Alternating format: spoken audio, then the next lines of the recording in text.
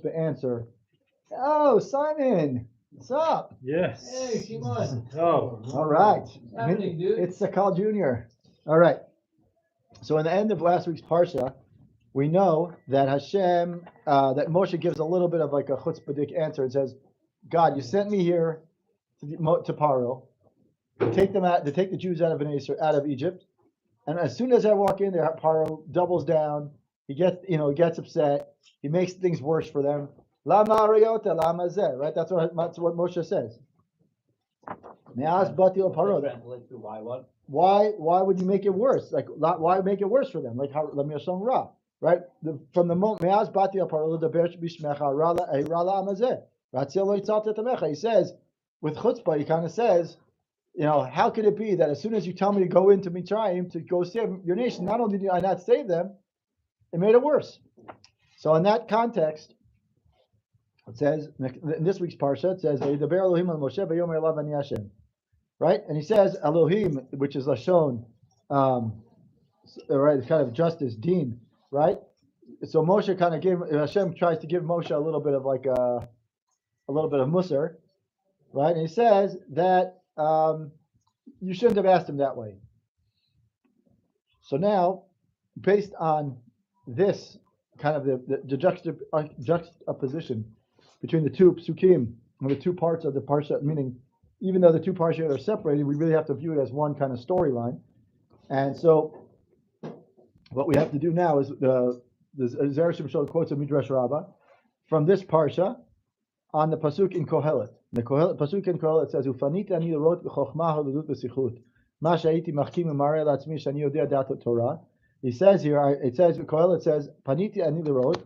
I turned paniti, and I saw myself in the wisdom and madness, and I saw that all of this was basically sichlut, meaning it's all nothingness. Ma she'ayiti machkim, right? Shlomo Melech says about himself that which I saw to apply my wisdom to the words of the Torah, u'marei la'atzmi shani yodea dat Torah. So he says, I persuaded myself that I know the intent, I know that what the Torah is trying to say. That knowledge and understanding were actually madness and folly. Meaning, what does he mean to say? He's basically saying is that I thought that I was above the Torah. Why? What did Hashem give Shlomo HaMelech?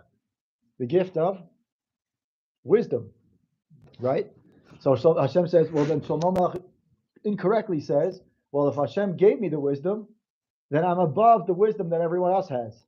And therefore, what is he trying to say? Now you'll say, what is he trying to say? For what can man who comes after the king do? They have already done it. Right? Considering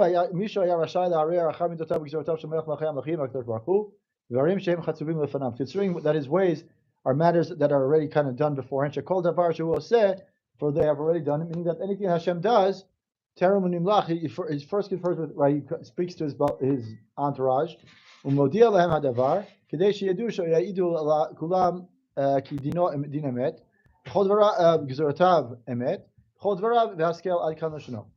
he's basically saying is that Shlomo HaMelech says that I received the gift from Hashem, the gift of knowledge.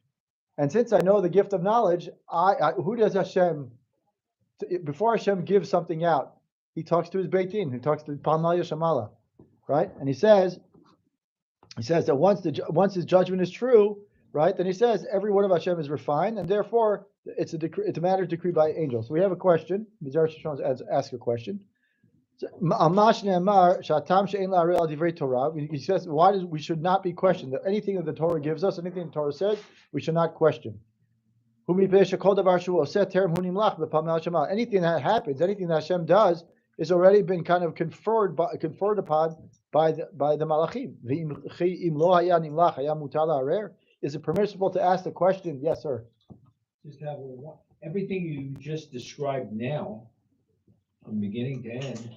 Tell me if I'm wrong. Everything that you just described now is ego. Yes, that's correct. Exactly right. Okay. Absolutely, 100%. Shlomo HaMelech is actually saying you're correct. I knew the answer because my wisdom is so far superior. Exactly. That's exactly what. That is exactly. By the way, that is exactly the entire. If I had to summarize the entire Torah, which is quite large, it's about ego. It's Shlomo HaMelech incorrectly, and he admits to the incorrection. Well, the opposite. This Right. He incorrectly assumes, which we already know In that. hindsight. Right. Yeah, absolutely. He says it's in hindsight, right? He realizes that at first he assumed at first that because he was given the gift of wisdom, that he's above the wisdom that everyone else gets because I'm smarter than that person. So he says now you're going to get to the next part, which is really the interesting part. So what is the whole point here? So the Zera Shimshon asks one question is, right? The fact that he says there's two problems with this whole midrash. There's many problems with the midrash, but he points out two. One is the first problem, as he says, is that are we allowed to at all ever question Hashem's ways? Even if, let's just say, he says, well, the midrash says that anything that Hashem says, he first tells the court, the divine court, and then after he tells the divine court, then it happens. So therefore, if it wasn't told to the divine court, does that mean that human beings are allowed to ask and question Hashem's ways? No, not at all. So he says that obviously not. So now he asks the question. So he says like this: like I said, Shlomo initially thought, like you said, incorrectly or egotistically, perhaps, if we understand what was going on here, right? Since the wisdom that he was given to him was from heaven, meaning it was a supernatural gift, right? So he says, well, if I'm smarter than the average person, I've got a supernatural wisdom. Therefore, what? Then my heart will not be strayed by marrying so many women. That's what he says. I will what? I'll get married to many, many women, and don't worry about it. I'll be fine. Like everyone says, I'll be okay. Everyone else, it's my problem. Don't worry about it. I got it. Right? I got this one. Omnam lachar she'ergish ba'atzmo shechata shenashav hisiru et levavo hoda b'fiv shema shenira lo shel chochmata yitira sha'ar bnei adam lo haya ele holilut. He realizes for himself. He realizes, and if you look in the Gemara, right? He says, and he admits, like you said, he admitted to the fact afterwards. He says, not only did I make a mistake, but he realized my wives themselves, the women themselves, are the ones that went astray. Meaning, he said, like, I tried to outsmart Hashem or outsmart other people. He says, well, I'm not going to fall, God forbid, to that, right? So because I got a supernatural gift, right? But he realizes that not only did that happen, but what happened is that the women themselves that he tried to outsmart, because he said, well, the women, what happens? What's the king's commandment? Don't have too many horses. Don't have too many wives. Always walk around with the Sefer Torah, right? Those are basically the three. There's a couple more. But anyway, so he says, well, the Torah knows a normal king shouldn't have too many wives. But I'm not a normal king. I got the wisdom from the king, right? The King of Kings. So if I got the wisdom from the King of Kings, then I'll outsmart the Torah. So he says, well, then what happens? His women himself, the women that Shlomo HaMelech married, he realizes and admits to himself. He says, there's a problem, right? So therefore, he says he admits what I did was a mistake. Okay, now. Not as smart as he thought. Exactly. Right behind you, they say, I've heard this from a few different sources. Behind me. Like sitting, like right behind where you're sitting, you can't see it, No. but in the valley there, they say it was the palace where Shlomo HaMelech kept his wives. Yeah. Really? I made my bat mitzvah in Ari's house right here on the valley, and thank you very much again. And it was beautiful. The energy, like it was different, like it was so energized, Shlomo down there. and it created a whole effect. And all the other vinyl, all the girls, You'll see that there's but like not Yisrael, they all made their bat some mitzvah big similar kind palace of or vibe. something. Have you Like in noticed a that palace house, back there? more like cost effective, I get the Beitar view. I don't get the It was- view from here. because the energy was good. It Anyway, wasn't so now he about says. the venue and all the fancy stuff. But maybe this helped with Shlomo Melech's. Now he says here, for what? So now you ask the question. What the reason that it was foolish, it says the Midrash, is for what can a man who comes after the king do?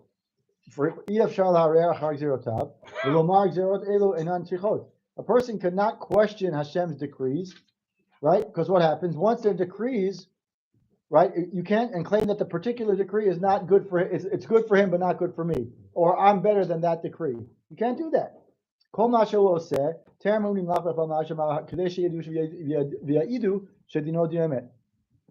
basically he says is that we are not allowed to question what happens. Even though, and he brings the proof from the Midrash of Shlomo Melech, he says Shlomo Melech made a mistake trying to outsmart the king, right? He thought that he was above the Torah, quote unquote, whatever that means. And so the reason why I thought it was relevant to today is because sometimes during difficult moments that we see, both personally as a nation, sometimes we question what's going on. And even though it's very hard to not question, sometimes you have to kind of just say, we don't know what's really the big master plan is. And we have to kind of say, yes, and it's meant to be a wake-up call for us, but it's also not meant for us to say, God, what's going on here? We're allowed to ask, but we really shouldn't go too deep where we have to really undo everything. But I'm not done yet. Great Torah for today. Exactly. That's exactly right. So that's one of the reasons why. And by the way, I have to give credit to Charles, even though he's not here. I said, Charles, what am I going? He called me this morning at 5 o'clock. He's like, you want to cover 5 o'clock in the morning? He goes, he texted me. He goes, you want to cover today? I was like, now you tell me. So I said, well, I went through a lot of the Torahs already this week, but I don't look into it deeply. And then he's like, last week I got a chance to look at the art. I borrowed the art scroll, so I had a little bit more of a heads up. This week I didn't even do that, but so I didn't even have that. So so he said you should do Torah bet. So I give Charles a lot of credit for this one. All right, so now we say we're going to go into the same. We're going to continue this thing. We're going to go a little bit. So we're going to go to, where is it?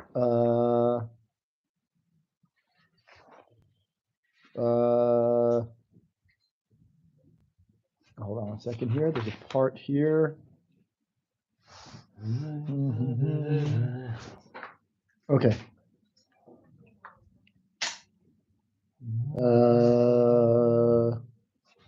Where are we? Okay. Okay, so now go towards the end of the same drush, the same Torah. Torah base, yeah. We're still in Torah bet. Towards the end, there's a paragraph that's about, I think, it says V'derech zeh. V'derech zeh. It's like 4 or 5 paragraphs from the end of the actual. Hebrew edition is page Taf Kuf Samach Tes. Right, and if in the English one, it's on page 239 at the last few lines of the page.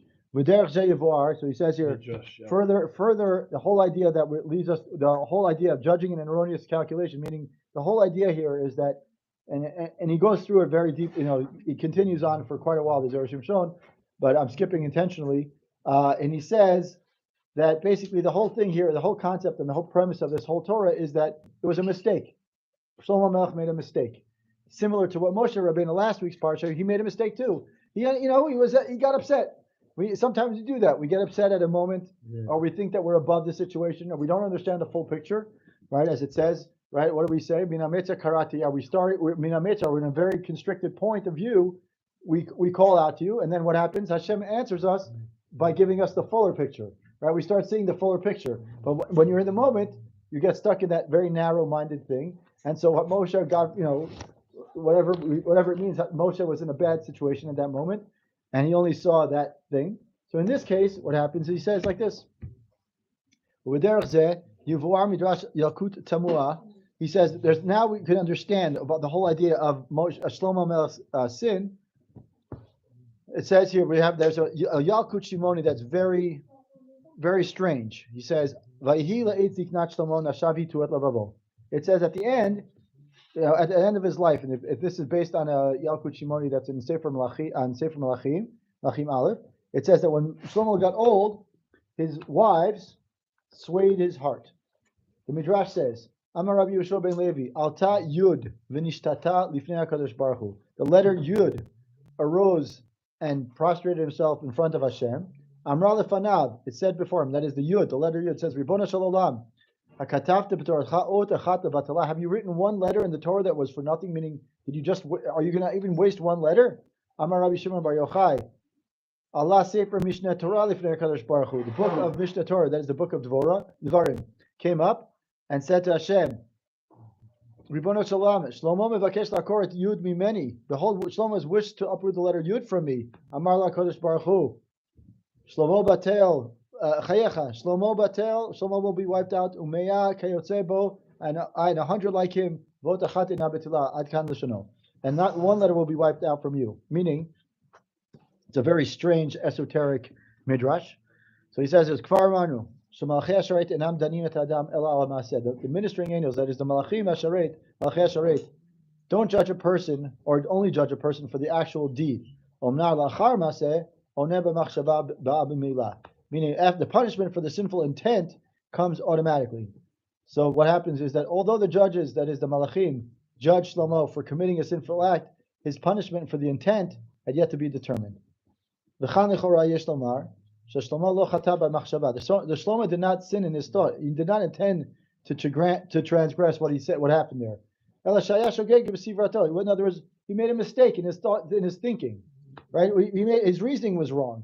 He thought that he made a mistake, saying is that, yes, I merited to have an upper level of wisdom, so my thought process was wrong. In other words, his starting point was wrong. It wasn't that he was doing it maliciously to go out and marry 100 women, 1,000 women because, I don't care what the Torah says. He says that his mindset was, my logic and my thought process was, if my wisdom was such a great wisdom, then I can be almost like above the Torah. Now, I'm not. Of course, that means that it's wrong. Meaning his thought process was wrong. But the Zera Shimshon seems to imply that it's like a shogeg. It was by accident. Meaning his thought was wrong. Wasn't the thought process including the fact that he wanted to make peace with all the nations around him, and all of these individual women were? He married the daughter of Paro. Right. And the other Queen of Sheba, etc., etc. It could be. You're right. In other words, he made it. The whole thought process was like, if I'm above the law already by being smarter than everyone else, so then I'll also try to do is make peace with the nations by marrying every one of the nations, and therefore I'll outsmart the nations that way too. Or you could say some people are too smart for their own good. Exactly. So that's what I think he's trying. If you had to summarize the whole portion, the whole Torah into one few letters, it says you're too smart for your own good. Meaning you outsmart yourself by, outdoing your own logic, kind of thing. The Torah doesn't hold you comfortable for thinking. Right. He doesn't. No. So that's what he says here. He's right. Christianity, if you think something you're evil, you're really transgressed. Right. So Judaism. Right. You don't exactly. That's exactly right. You only got to the maaseh. Once you're punished for the maaseh, then the machshava comes. The intent comes too. Right. You get the intent too. It's not that you don't get punished. You're right for the intent. But once the what? I know, right? No, if you don't take action, great. That's great. But sometimes what happens is the machshava turns you into, once you're thinking of something that turns into action, and that action, right? Then what happens? Exactly. So machshava tchila. Exactly. You started. The intent comes at the end. So now let's see what he says here. Omnam, the letter Yud arose before Hashem. Hayud ala machshava ne'eman. Now, when the letter Yud appeared as a prefix to a verb, thus making a future, it is stated to reference to the point of the person performing the action. So look what happens. If you look at the pasuk Az Yashir Moshe, the word Yashir, will sing. A Yud has a very interesting ability to do something. Yud is the only letter that if you put it in front of something, it's going to happen, right? Ani Oseh, and when I put a Yud, right? Ani Yaseh, I will do, meaning future tense, right? So the same thing with Yashir Moshe, Az Yashir, he will sing. Right, so everything that he will Moshe. Yeah, exactly. Everything starts with Yud first. It's a future. It's a Yud is the only one that can do something, turns it into a future. But Vadai Chatash Shlomo, right? Shlomo should not have been judged as merely erring in his calculation, for he certainly did sin in his thought. Shayalo lachshov shayud al shema machshava ne'emra. Right? Lo yar belo nashim. The word, the Isser for the king is don't have too many wives. In reference to a thought. Every time, every reason, every thought process to have too many wives, in regard to any thought that might occur to the king as a valid basis to have too many wives, meaning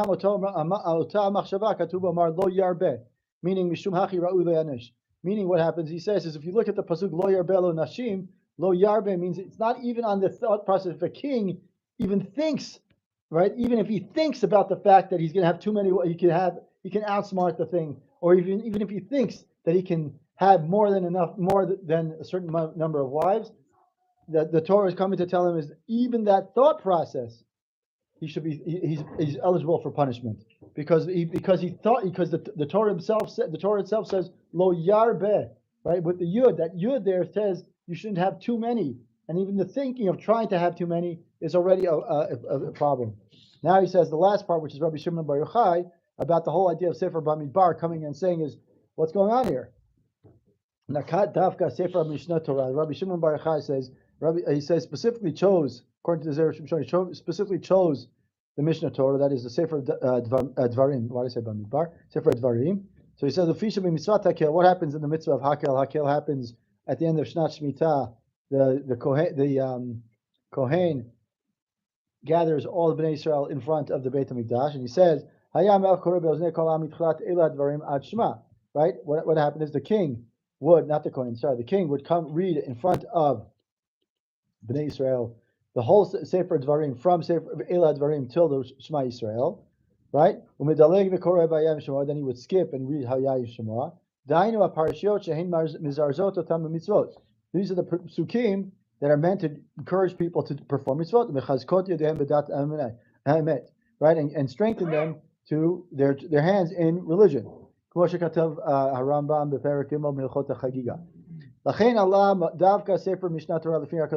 why specifically the Sefer of Dvarim came in front of Hashem.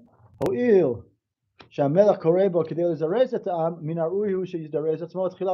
saying is, you can't have a king stand in front of Bnei Israel and say, let's do better, perform mitzvah better, if the king himself didn't do the mitzvah himself. Like you can't, the person who's, you can't be your own, you can't say to one person, you can't say one thing to one person and not do it yourself, right? You have to be a role model. You can't preach what you don't. Right, exactly. You can't, thank you. Right? If you don't practice what you preach, then you can't be the preacher, right? So in other words, it can't be that Shlomo HaMelech is going to stand in front of the nation at Hakel and say, everyone do bar mitzvot, and everyone's like, dude, what's going on? You're not listening to the words you're reading. So he says here, Al derech hitkosh, and this is in line with improve yourselves and improve each other, right? Shlomo lo daish lo nizdarez. However, Shlomo not only failed to stir himself to keep mitzvot, ela adrab aval mitzvot. Rather, he transgressed the mitzvot. So what is he trying to say here? If we have to look at it quickly, it's basically the pasuk. There's a midrash based on the fact that we have to look at last week's parsha and this week's parsha in a little bit of a context of that Moshe Rabbeinu, whatever it means, sort of was a little bit chutzpahdik in what he said. And the similar idea is that he kind of questioned, if you will, Moshe Rabbeinu kind of questioned Hashem's ways. And in that same vein, the midrash says that Shlomo HaMelech also questioned Hashem's ways by trying to outsmart what Hashem did. When Hashem gave him a gift, the ultimate gift of wisdom, and Shlomo HaMelech says, I'm better than that wisdom. So if I'm better than that wisdom, then I can outsmart it by doing what? By marrying more than the commanded number of wives. And then he goes back, and this whole thing, the Zera Shimshon goes through this whole idea that Shlomo HaMelech miscalculated this whole thing. And of course, it was, like you said, it was an ego thing. He thought it was all about him. And he miscalculated, whatever this means, I don't fully understand, but he miscalculated the whole thing. And he notices that in Kohelet, he admits to the fact. He realizes that whatever I thought was that I could outsmart the smartest guy, I was wrong. It was a mistake. And he said that the thing that I thought I could outsmart, which is the women, I could outsmart because I could think that I could marry as many women is not a problem for me. The women themselves were the ones that actually caused me to falter towards the end of my life. And then he says, then based on that, the Zera Shimshon goes a little further and he brings this very esoteric midrash, and that the midrash explains two things.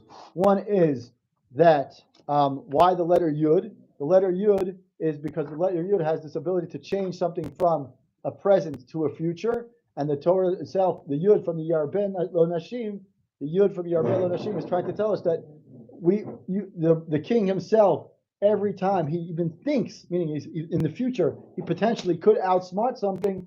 That's why the Yud came. That's what the Zera Shimshon says. And then he says the other part of the Midrash is Rabbi Shimon Bar Yochai says that the whole Sefer Dvarim came to testify against Hashem, against Shlomo HaMelech in front of Hashem. And he says, why is Sefer Dvarim? Because Sefer Dvarim is where the king stands in front of the whole nation and encourages them to perform mitzvah better. And he says, you can't stand, God forbid, with a king stand in front of all Bnei Israel, say you should do something if he himself can't be the one, is not the one doing it. It has to be a role model. Exactly. It has to be a role model. And like I said, we can't question the acts of Hashem or the things that Hashem does. We don't always understand we don't understand the full context. And also, as a general, that's one lesson for the day and for this what's going on nowadays. The second thing is for ourselves is that when we do things, we also have to recognize that not only are we role models for the people around us, specifically our family, whatever that may be, but also people around us who are not our family, that we look around and people look at us, and even more so to the nations around the world, we have to act as role models. So when we recognize that we are children of the King, right, and we're princes, we have to act like princes and not always act like unfortunately sometimes like fools. V'hamevin yavin, as they say. Baruch Adonai Olam, amen ve'amen. Wow. Shkoyach. Shabbos. You know how Good job, Mordecai. you know how they say, so like, what do you call a gift? A present, Right. right? So you call a gift a present, and sometimes like right now, it doesn't look like the present situation is a gift from God. It seems like just the opposite, basically. But maybe but we have to believe that the present situation is always a gift because it's from God. So whatever, even though if it doesn't mean if it feels good or if it feels bad or if it feels right or if it feels wrong, the present situation is exactly what it's supposed to be. So it is a gift. Oh, Hashem. Yeah. Good idea. Shabbos. Everyone connect at the Zera Shimshon. We can end there. ZeraShimshon.com. You got it. Thank you, Harry. Yeah. Thank you, everyone. See you next week, Charles.